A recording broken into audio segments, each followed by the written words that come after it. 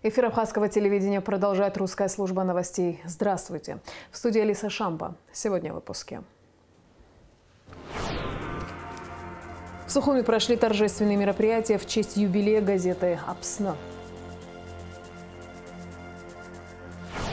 Известный российский политолог Сергей Маркидонов провел первую лекцию в рамках школы МГИМО «Открытая при АГУ».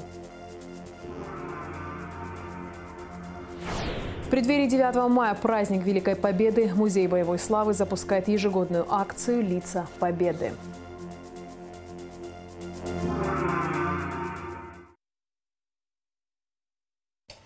В этом году первой абхазской газете «Апсна» исполнилось 105 лет. В Сухуми прошли торжественные мероприятия в честь юбилея газеты. Коллектив редакции «Апсна» со знаменательным событием поздравил президент Аслан Бжания. Поздравления на юбилейном вечере зачитал руководитель администрации президента Абисалом Кварчия. Нынешний год богат на знаковые события для нашей страны. 150-летие со дня рождения выдающегося деятеля абхазской культуры и литературы Дмитрия Иосифовича Гулия и 105-летие со дня выхода в свет первого номера газеты «Апсна», главным редактором которой он был. Это событие стало особенным днем для нашего народа. «Апсна» была первой газетой на абхазском языке, которая сыграла важную роль в формировании национального самосознания, развитии языка и культуры, пропаганде духовного наследия абхазского народа, говорится в поздравлении главы государства. Аслан Бжания выразил благодарность руководству и всем сотрудникам газеты за верное служение делу. Глава государства особо отметил заслуги ветеранов, чей многолетний опыт является подспорьем в воспитании профессиональных молодых кадров. Президент пожелал коллективу газеты здоровья, целеустремленности, неиссякаемой энергии и творческого вдохновения.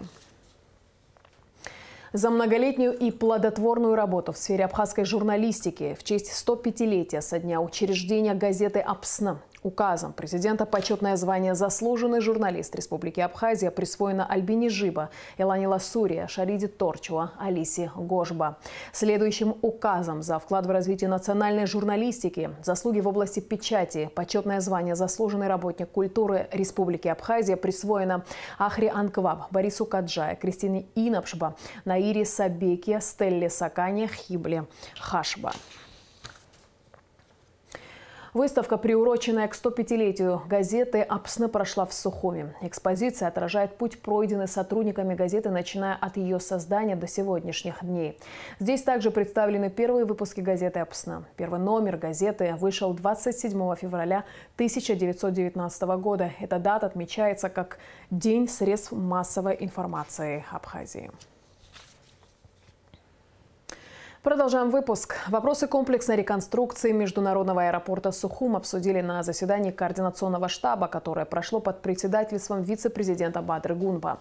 На сегодняшний день реконструкция взлетно-посадочной полосы, рулежных дорожек и перрона осуществляется согласно графику. Продолжается подготовка производственной базы для размещения складов инертных материалов. Ведутся работы по устройству фундаментов цементно-бетонных заводов. Идет монтаж ограждения производственной базы, завозится оборудование. Премьер-министр Александр Анкваб принял посла Абхазии в Никарагуа Инара Ладария. Посол проинформировал премьер-министра о текущей работе абхазского дипломатического ведомства в Никарагуа по расширению межгосударственных отношений и перспективах их наращивания. Глава абхазской дипмиссии отметил, что у посольства налажено эффективное взаимодействие с правительственными структурами, установлены дружественные контакты со многими организациями и учреждениями. Инар Ладария рассказал о планах посольства, о рабочих встречах, в том числе с бизнес-структурами. Александр Анкваб встретился с главным редактором журнала «Международная аналитика», экспертом Института международных исследований МГИМО и Российского совета по международным делам Сергеем Маркидоновым и аспирантами МГИМО, которые находятся в Абхазии в рамках проекта МГИМО по поддержке молодых исследователей. Гости интересовались позицией абхазских властей по вопросам экономических перспектив, социального развития, инвестиционной деятельности в Абхазии, а также региональной политической обстановки на Южном Кавказе. Сергей Маркидонов провел лекцию для студентов Абхазского государственного университета. Эта встреча стала первой в рамках школы МГИМО, открытой при АГУ в этом году. В мероприятии приняли участие руководитель администрации президента Абхазии Абисалом Кварчи, министр иностранных дел Инал Ардзинба, секретарь Совбеза Сергей Шамба. Репортаж Гугут Цивардания. Абхазский государственный университет и МГИМО продолжают укреплять связи. За время сотрудничества проведено десятки совместных мероприятий и программ в сфере образования. И еще одна хорошая новость. В 2024 году на базе Абхазского госуниверситета появится школа МГИМО, в рамках которой на системной основе будут выступать профессора, известные ученые и политологи именитого вуза. Это стало возможным благодаря договоренности министра иностранных дел Абхазии Инала Ардзинба и ректора Московского государственного института международных отношений Анатолия Таркунова, а также тесному взаимодействию МИД республики и АГУ. Есть у нас в университете Центр науки и образования Великого Московского университета. А вот сейчас намечается еще одно событие. Вот завтра буквально мы должны получить видеообращение ректора МГИМО Анатолия Васильевича, в котором будет предложено создать школу МГИМО при Абхазском университете. В рамках школы МГИМО на базе Абхазского госуниверситета профессора и преподаватели Московского государственного института международных отношений расскажут об актуальных аспектах глобальной политики, обсудят истоки и возможные последствия современных конфликтов и ряд других интересных тем. На мой взгляд, важнейшая тема, которая будет раскрываться в рамках выступления ученых МГИМО, вот сегодня господин Маркидонов начнет, надеюсь, что господин Таркунов продолжит. Это тема многополярности, тема быстро изменяющегося мира. Мы видим, что скорость изменения в мире, она просто фантастическая, беспрецедентная. Усложняются процессы во всех регионах мира. Вы видите, что происходит на Ближнем Востоке. И, конечно, это все предполагает очень глубокое предметное изучение этих процессов, региональных конфликтов. И, естественно, роль нашей страны в меняющемся мире. Первую встречу со студентами Абхазского госуниверситета в рамках школы МГИМО провел ведущий научный сотрудник Института международных исследований МГИМО МИД России, главный редактор журнала «Международная аналитика» Сергей Маркидонов. Делать точные прогнозы в международной повестке сегодня непросто, ведь меняются те вещи, которые еще несколько лет назад казались непоколебимыми, отмечает политолог. Я любой доклад начинал 5-6 лет назад с того, что Россия и Армения стратегические союзники. Можно сейчас безоговорочно эту формулу принять? Ну, как минимум, нужны оговорки. 5-6 лет назад я говорил о Грузии как абсолютно последовательной пронатовской стране. Можно сейчас так говорить?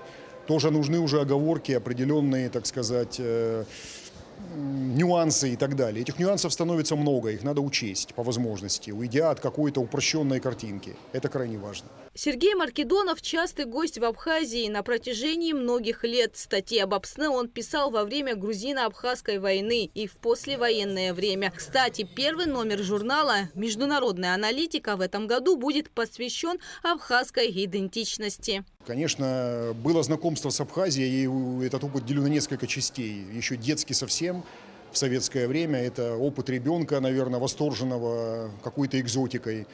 Потом был период, когда я учился на истфаке и начинал задумываться над многими вещами. И много неудобных вопросов появлялось, в частности. Почему вдруг маленькая республика блокирована? И вот эти вопросы неудобные, они как тогда стали появляться, так до сих пор и остались. Ну вот уже сколько, лет 30 пытаюсь на эти неудобные вопросы отвечать, более или менее. Отвечать вроде бы научился, а вопросы неудобные остались все равно. Вместе с Сергеем Маркидоновым в Абхазию приехали аспиранты и студенты МГИМО в рамках проекта по поддержке молодых исследователей. Они под моим руководством составили, подали заявку на грант молодых исследователей, который занимается историей конфликтов регионов со споренным статусом. Да, это не только Абхазия и Южная Осетия, у которых есть частичное признание, но мы видели опыт Карабаха, скажем так, мягко неоднозначный, Приднестровья, есть опыт Тайваня и так далее. И мы пытаемся этот опыт изучить, попытаться найти какую-то типологизацию и так далее. Для ребят это первый выезд в Абхазию.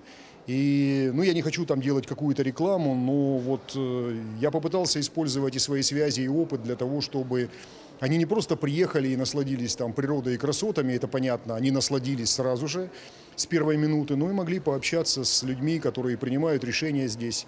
Во встрече со студентами в рамках школы МГИМО на базе АГУ приняли участие руководитель администрации президента Абисалом Кварчи, секретарь Совета безопасности Сергей Шамба, советник-посланник российского посольства Максим Литвинов. Гугут Савардания, Алексей Гухава, Абхазское телевидение. 24 апреля отмечается День памяти геноцида армян. Президент Аслан Бжаня выступил с обращением к армянскому народу. В нашей стране, как и во всем мире, чтят память жертв трагедии начала 20 века, говорится в обращении главы государства.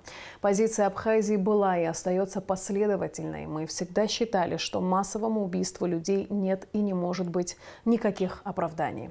Спасая свои жизни и жизни своих детей, многие армяне приехали в Абхазию, которая стала для них второй родиной. Их потомки сегодня вносят посильный вклад в развитие абхазского государства, подчеркнул президент. Министр внутренних дел Роберт Кют встретился с делегацией Общественного совета при управлении Федеральной службы исполнения наказаний России по Санкт-Петербургу и Ленинградской области. Обсуждались условия содержания заключенных и их последующей адаптации. Подробности в материале пресс-службы МВД. Министр внутренних дел Абхазии Роберт Кют провел встречу с заместителем председателя Общественного совета при управлении Федеральной службы исполнения наказания России по Санкт-Петербургу и Ленинградской области Яном Волковым. Во встрече приняли участие секретарь Общественного совета УФСИН Российской Федерации по Санкт-Петербургу и Ленинградской области Андрей Кушнеревич, директор благотворительного фонда «Рука помощи» в Абхазии Вячеслав Филиппов, начальник ИВС МВД Республики Абхазия Дату Жиба. Мы рады вас приветствовать у нас в республике. Знаем вашу работу, для нас это очень важно. Конечно же, совершая преступление, наверное, о многом не думает. Не думает о том, кто остается после него дома, который нуждается в его теплоте, поддержке, а также о многих других делах, конечно же. Но вот этим семьям, которые особо малоимущим и многим другим, с вашей организацией оказывается колоссальная помощь. На встрече обсуждались условия содержания заключенных и их последующей социальной адаптации. Немаловажный вопрос воспитательного характера, который озвучили участники встречи, касается социальной поддержки малолетним детям, людей, отбывающих сроки наказания в местах лишения свободы. Это одно из наших направлений. И вот на Рождество и на Новый год, который последний у нас более 25 тысяч детей получили подарки от родителей, которые находятся в местах лишения свободы в Российской Федерации. Мы понимаем, что чем больше будет мотивации человека вернуть в общество, если это будет семья, если это будут дети, а дети порой это самое святое, что у них есть, это даст возможность человеку и нормально себя вести в местах лишения свободы, поскорее, чтобы его отпустили, и, соответственно, стремиться поддерживать отношения со своими близкими. На сегодняшний день в правоохранительной системе, как отметил министр внутренних дел Абхазии Роберт Кют, особую роль играют общественные советы. И в России, в частности, многие годы работает общественный совет при ФСИН по Санкт-Петербургу и Ленинградской области под председательством Александра Яковлевича Розенбаума. Это огромная работа с точки зрения организации, с точки зрения добровольцев, которые принимают в этом участие. Ну и наш председатель общественного совета при УФСИН по Санкт-Петербургу и Ленинградской области, он, конечно, всегда открыт для того, чтобы поддерживать тех людей, которые трудятся на благо системы. И Александр Яковлевич Розенбаум 48 лет посещает исправительное учреждение еще с советской эпохи. Директор благотворительного фонда «Рука помощи» поблагодарил министра внутренних дел за поддержку предложения о создании общественного совета при управлении исполнением наказания МВД для целевой работы с пенитенциарной системой. Создание общественного совета здесь очень важно. Это, во-первых, придаст возможность нам уже в официальном формате, как говорится, взаимодействовать уже между ведомствами, как не только со структурой МВД, а уже на площадке общественных советов уже организовывать различные мероприятия. Я всегда готов поддержать любую здоровую тематику. Еще раз подтверждаю, но на самом деле для меня самое важное что-то ввести новое, новое полезное, не так, чтобы это, как говорится, испортить то старое, которое могло бы работать. Российские коллеги посетили изолятор временного содержания Министерства внутренних дел, ознакомились с условиями содержания подозреваемых и обвиняемых, в частности, лиц женского пола, которые в силу специфики пенитенциарной системы МВД отбывают сроки лишения свободы в женском секторе здания ИВС МВД, где имеют возможность реализовать трудовые навыки в швейной мастерской, организованной при содействии благотворительного фонда «Рука помощи». Возможность подписания меморандума о дружбе и сотрудничестве в сфере соцобеспечения обсудили министр социального обеспечения и демографической политики Абхазии Руслан Ачба и министр труда и социальной защиты Калужской области Павел Коновалов. Делегация Калужской области находится в Абхазии впервые. Стороны обсудили перспективы взаимодействия двух министерств. В школе села Баслаух проведено автономное отопление, которое обеспечит все здание бесперебойным теплом. Это стало возможным благодаря администрации Чемчирского района и частным предпринимателям. Ульяна Рожкова расскажет подробнее. Следующая зима не грозит учащимся Баслаухской школы. При поддержке компании КК «Содействие» администрации Чемчирского района было установлено автономное и бесперебойное отопление, которое обеспечит теплом все здание школы. Ранее школа отапливалась только при помощи электрических приборов. Однако из-за проблем с энергоснабжением помещения классов отапливались неполноценно. Помощь, оказанная школе, безвозмездная. И, конечно же, школьники и педагоги очень рады этому. Самое главное преимущество этих котлов в чем? Это твердотопливные котлы, которые актуально для нас, для Абхазии, это значит дрова и уголь. Мы специально выбирали именно такие, потому что мы очень сильно экономим электроэнергию. Вы, наверное, сами знаете, что у нас электроэнергия в дефиците, в основном это в зимний период, поэтому наши детки, чтобы были в тепле, мы эти преимущества этих котлов, что они мало затрат у них, я имею в виду на дрова, на уголь, и большой КПД. Они, скажем так, их КПД работает вполне для нашей зимы комфортно и нормально, и еще, скажем так, с запасом. В Баслаухской школе обучаются 64 человека. Зимой без постоянной подачи электроэнергии школьники замерзали. Новое отопление не зависит от электричества, так как работает на угле и дровах. Для компании КК «Содействие» этот проект не последний. По словам Тимура Карди, они готовы обеспечить теплом и другие социальные объекты Абхазии. Конечно, мы планируем, как я уже говорил, наша компания готова обеспечить все школы в Абхазии, и детские учреждения, садики, скажем так, и вообще любые учреждения, социальные, не только социальные, мы готовы их обеспечить теплом. В этом у нас проблем нету. Ждем предложения, как говорится, и мы готовы участвовать в этом. Мы, в принципе, и с таким намерением и планировали, чтобы обеспечить всю Абхазию на сегодняшний день в связи с тем, что, еще раз говорю, что у нас дефицит электроэнергии, поэтому мы готовы, наша компания готова это делать. Теперь учащиеся Баслаухской школы будут заниматься в комфортных условиях. От них требуется лишь одно – учиться и радовать своими успехами. Ульяна Рожкова, Анатолий Малания, Абхазское телевидение. У жителя города Тхорчала изъято психотропное вещество. Возбуждено уголовное дело. Далее оперативная съемка МВД. В ходе оперативно-профилактических мероприятий на КПМ Нусера был остановлен большегрузный автомобиль под управлением жителя города Тхорчал 1986 года рождения Козмава Руслана Димурьевича.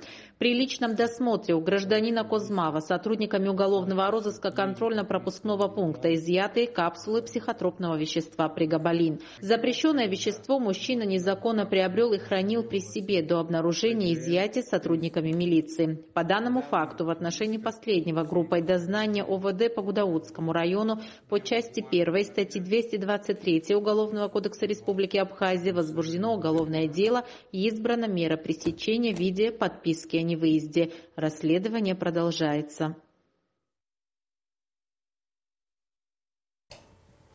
Ежегодно в преддверии 9 мая, праздника Великой Победы, на экранах всех телевизоров страны стартует акция «Лица Победы», реализуемая Государственным музеем боевой славы имени Владислава Ардзинба. Принять участие в акции могут все желающие. Подробности в репортаже Рады Чачава. 9 мая традиционно считается одним из главных всенародных праздников. Существует множество акций и проектов, прославляющих победу советских воинов и почитающих память павших на поле боя. Одной из самых трогательных акций, приуроченных ко Дню Победы в Великой Отечественной войне, стала акция «Лица Победы», впервые запущенная Музеем боевой славы имени Владислава Ардзинба несколько лет назад. Несколько лет назад у нас в музее появилась идея сделать проект «Лица Победы», так как необходимо было для памяти людской сохранить лица наших ветеранов Великой Отечественной войны, погибших на поле боя. Уже многие из вернувшихся живыми, они тоже ушли из жизни. И мы потихонечку, по-малому собираем все эти фотографии и встраиваем в проект «Лица Победы». Каждый год мы имеем возможность обновлять по тому, как присылают нам эти фотографии. Свой вклад в дело победы внесли все народы Советского Союза. Активное участие в защите Большой Родины принимали и выходцы из Абхазии. По словам Зиебея, жители республики часто обращаются с просьбой упомянуть их родных и близких, также отдавших жизни в этой ужасной войне, самой кровопролитной за всю историю человечества. Часто возникают вопросы у родных и близких, почему нет наших там родственников, там близких и так далее. Но дело в том, что нам нужны материалы для того, чтобы вставить в этот проект. Поэтому мы каждый год пытаемся обратиться к людям из социальных сетей, чтобы помогли нам собрать эти фотографии и для того, чтобы этот проект был полноценным. По имеющимся данным, из Абхазии на фронт отправилось более 55 тысяч человек. Более 17 тысяч из них так и не вернулись в свои дома. На сегодняшний день в акции «Лица Победы» перечислены далеко не все имена героев. Как отметила Мзиебея, музею необходима помощь жителей республики, чтобы расширить списки и отдать должное каждому, кто боролся за Великую Победу. Из 17,5 тысяч погибших на полях сражений во время Великой Отечественной войны 1941-1945 годов, и плюс еще, если вспомнить цифру, сколько ушло, 55,5 тысяч, у нас всего чуть более 1000 фотографий. Важность проекта – это память. Точно так же, как и бессмертный полк – это память. А бессмертный полк, если течет рекой по всему городу и вживую, у нас есть еще, слава богу, возможности трансляции по телевидению, и это будут видеть те, которые не могут участвовать, лично участвовать в этом проекте «Бессмертный полк». Чтобы данные вашего близкого также были включены в проект «Лица Победы», необходимо обратиться в Музей боевой славы. Сделать это можно по номерам 927 41 78 и 992 66 32, или же отправив письмо на электронный адрес музея. Те, которые имеют фотографии своих родных и близких, прислать нам. Если же нет фотографии, есть другая форма. Мы создаем силуэты и пишем под ними имена и фамилии. Нам нужна эта информация. То есть, если нет фотографии, нам нужны имена, фамилии, отчество, год рождения, дата гибели или дата ухода из жизни. Если появляются вопросы, я бы попросила всех обратиться к музею. А если же есть материал, позвонить нам. Все собранные фотографии, как отметила Мзиебея, отправляются в Москву, в Большую галерею памяти, посвященную героям Великой Отечественной войны. Рада Чачава, Заур Кварча, Абхазское телевидение. 25 апреля в Национальной библиотеке пройдет ежегодная акция «Библия. Ночь». Начнется она в 6 часов вечера. В рамках мероприятия будут организованы книжные выставки, квест-викторины, развлекательная программа. Также пройдет литературный квартирник с участием молодых поэтов и чтецов. «Библия. Ночь» продлится до 10 часов вечера. Посетить мероприятие могут все желающие. И в завершении выпуска о погоде. По сообщению Гидрометцентра, в четверг, 25 апреля, на территории Абхазии ожидается переменная облачность, без осадков, туман. Температура воздуха ночью плюс 12-17, днем 24-29. Температура морской воды плюс 17.